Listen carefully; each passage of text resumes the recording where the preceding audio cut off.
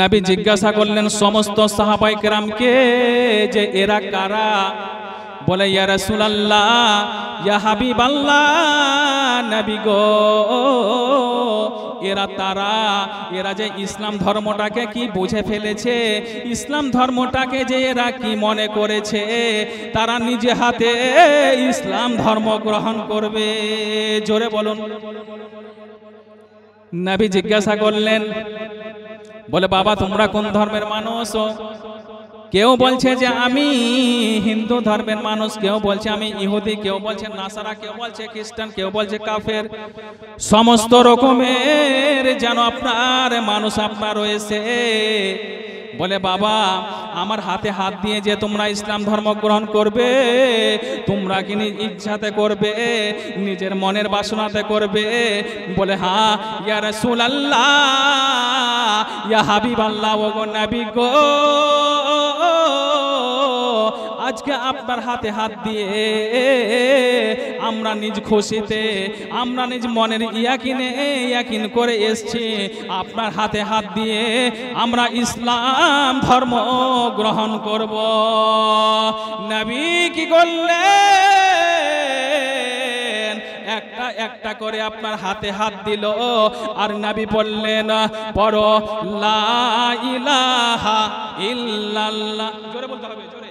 লা ইলাহা, মায়েরা বলুন, লা ইলাহা ইল্লাল্লাহ, লা ইলাহা ইল্লাল্লাহ, মুহাম্মাদুর রাসূলুল্লাহ। বাবা ইসলাম ধর্ম গ্রহণ করে ফেললো। ও বাবা, নবী মুস্তাফা সাল্লাল্লাহু তাআলা আলাইহি ওয়াসাল্লাম তিনি নিজে গেলেন, সামনে একটি বাজার রয়েছে বাবা, ওই বাজার থেকে একটা করে টুপি, একটা করে গঞ্জি, আর একটা করে আপনার তহবন, আর একটা করে পাঞ্জাবি। আজ ইসলাম ধর্ম গ্রহণ করলে আগামী কাল ফজর থেকে নামাজ পড়বে। ওই সমস্ত আপনার ইহুদি নাসারাগুলো, আপনার খ্রিস্টানগুলো, বেঈমানের দলেরা যারা ইসলাম ধর্ম গ্রহণ করলো, তারা ফজর থেকে নামাজ পড়তে শুরু করলো। নামাজ পড়তে পড়তে বাবা এহেন অবস্থায় একটা ইহুদি নাসারা ছিল, মানে ইসলাম ধর্ম গ্রহণ করেছে, মানে তাকে আপনার কাফের কিংবা আপনার বেধর্মী বলা যাবে না। যেহেতু ইসলাম ধর্ম গ্রহণ করেছে আর ওকে আপনার বেধর্মী বলা যাবে না, সে হয়েছে আপনার নব মুসলমান। ওই মুসলমানটি ফজরের পরে বাবা তার মৃত্যু যেন আপনার নামাজের পাটিতে হয়ে গেল।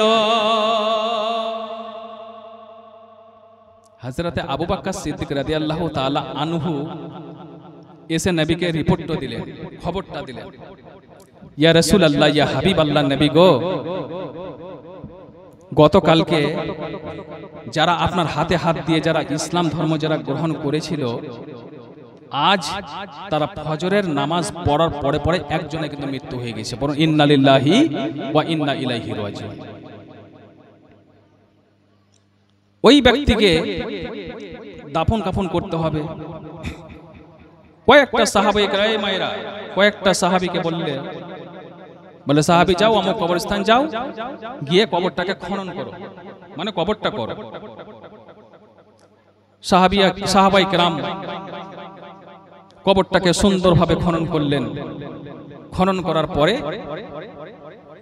ওই ব্যক্তিকে আপনার দাফন করা হলো। একটা সাহাবী জিজ্ঞাসা করছেন, বলে ইয়া রাসূলুল্লাহ, ইয়া হাবিবাল্লাহ, এদের যে একদিন হলো আপনার ইসলাম ধর্ম গ্রহণ করা, তো এরা কি জান্নাত পাবে? নবী মুস্তাফা সাল্লাল্লাহু তাআলা আলাইহি ওয়াসাল্লাম বললেন ওই সাহাবায়ে কেরামকে, বলে ওগো সাহাবী,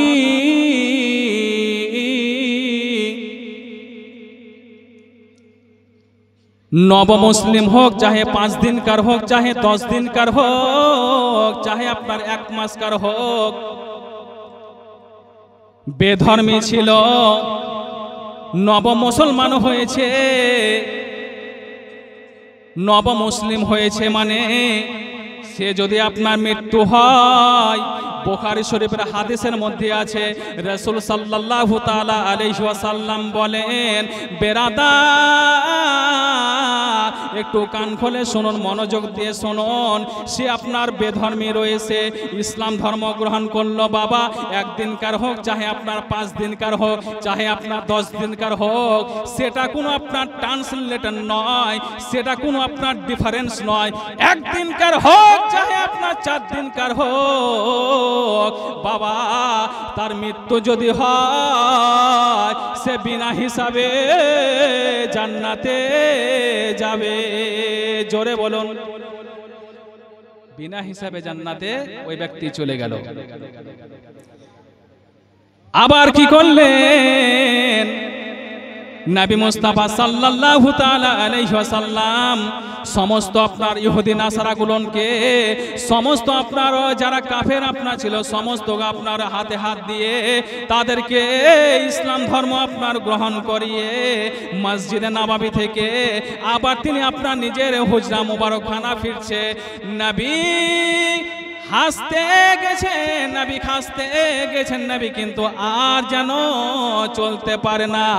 যখন আপনার নিজের হুজরা মুবারকখানা থেকে যখন মসজিদে নববী যখন আপনার যায়, তখন নবীর পায়ে তলাতে মানে কিছু হয়নি।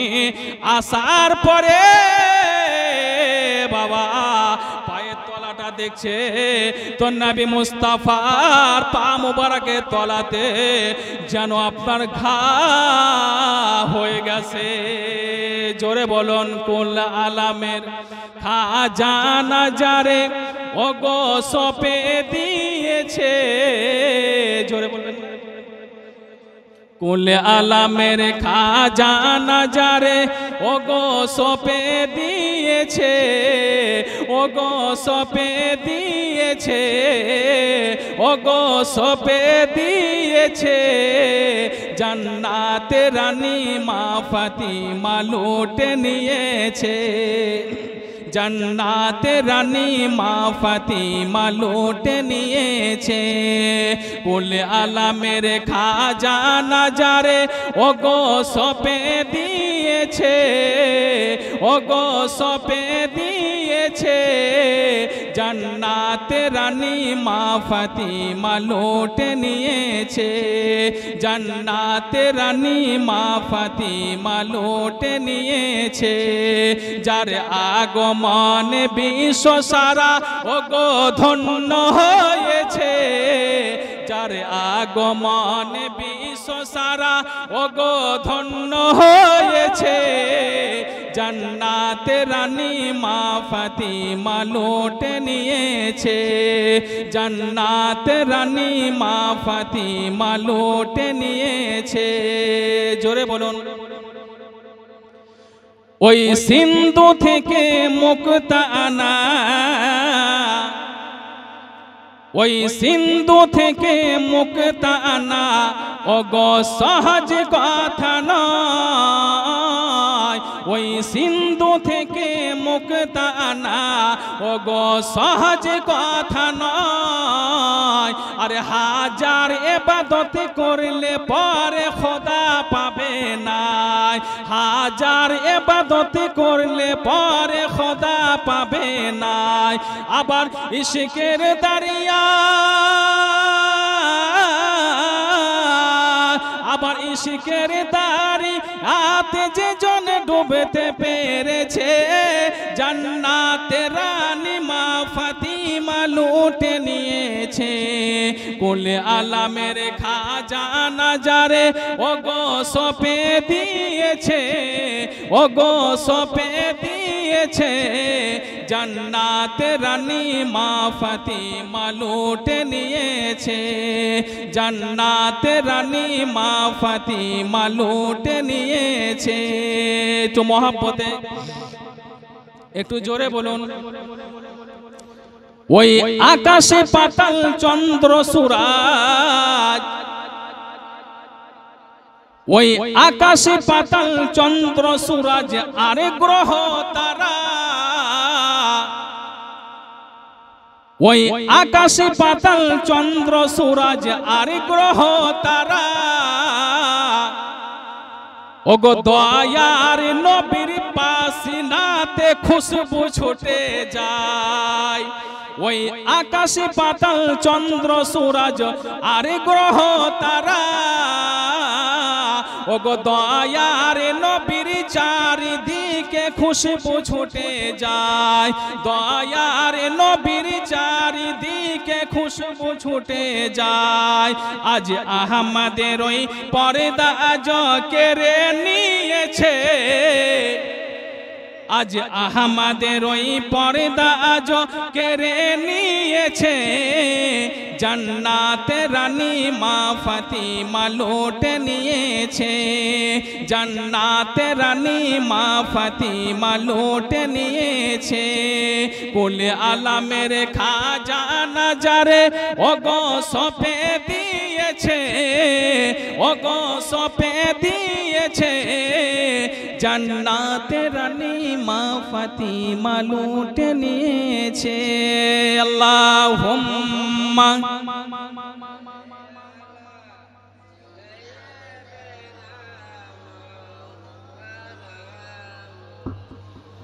ওয়ালা আলে সাইয়্যিদিনা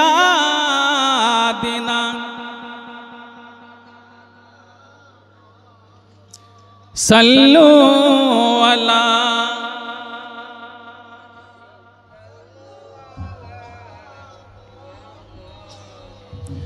हरदम ज़ुबान से निकलो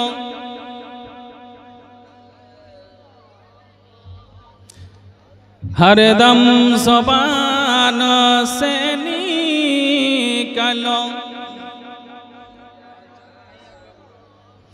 আল্লাহ পবিত্র কোরআন মাজিদের মধ্যে স্পষ্ট ভাবে জানিয়ে দিলেন, ইয়া আইয়ুহাল্লাযীনা আমানু সাল্লু আলাইহি ওয়া সাল্লিমু তাসলিমা। আমার আল্লাহ বলেন এই জায়গাতে আমি মদখোরকেও পড়তে বলেনি, গাঁজাখোরকেও পড়তে বলেনি, যারা ব্যভিচার করে আমি তাদেরকেও পড়তে বলেনি। ইয়া আইয়ুহাল্লাযীনা আমানু সাল্লু আলাইহি ওয়া সাল্লিমু তাসলিমা। যারা আমার প্রতি ঈমান এনেছো, যারা আমার প্রতি বিশ্বাস এনেছো, তারা আমার নবীর প্রতি দরুদ পড়বে। বেরাদার, বলতে চাইছিলাম যে নবী কি করলেন, মসজিদে নববী থেকে নিজের হুজরা মুবারকখানা বহু যেন আপনার কষ্ট করে এলেন। প্রথম খলিফা হযরতে আবু বকর সিদ্দিক রাদিয়াল্লাহু তাআলা আনহু আপনার জিজ্ঞাসা করছেন, ইয়া রাসূলুল্লাহ,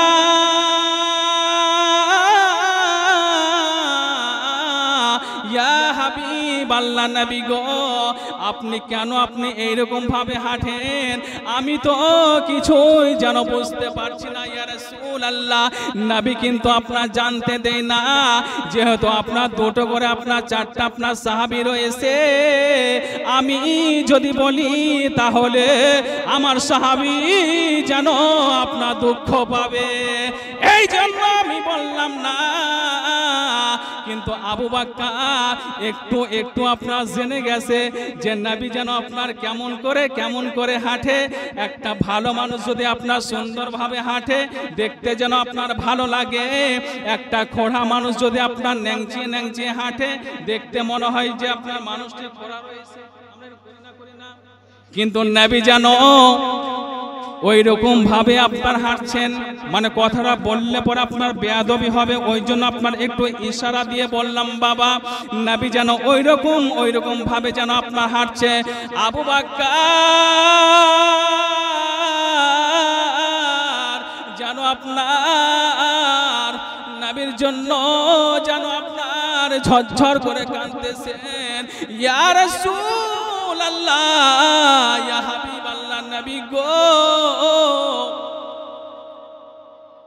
আমরা কত সুন্দর করে যেন হাঁটছি ইয়া রাসূলুল্লাহ, আমাদের একটুকু যেন কষ্ট হয় না।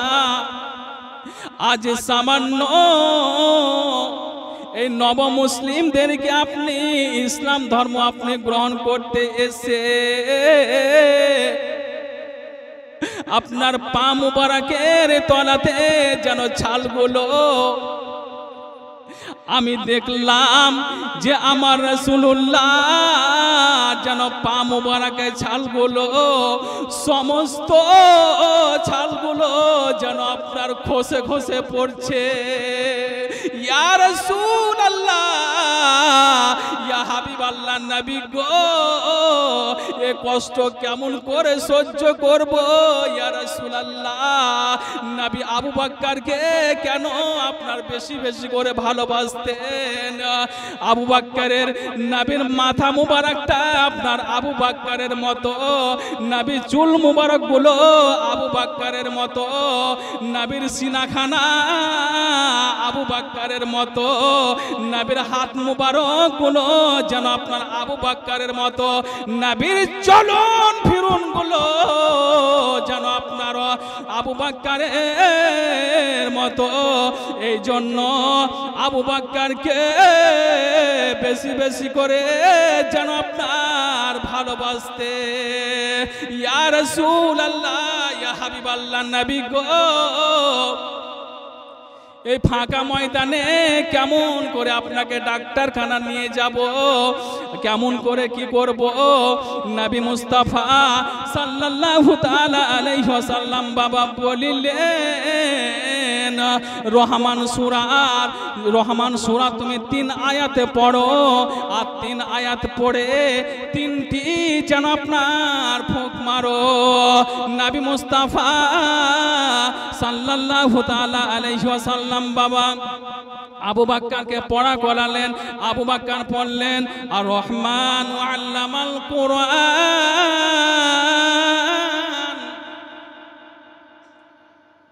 খালাকাল ইনসান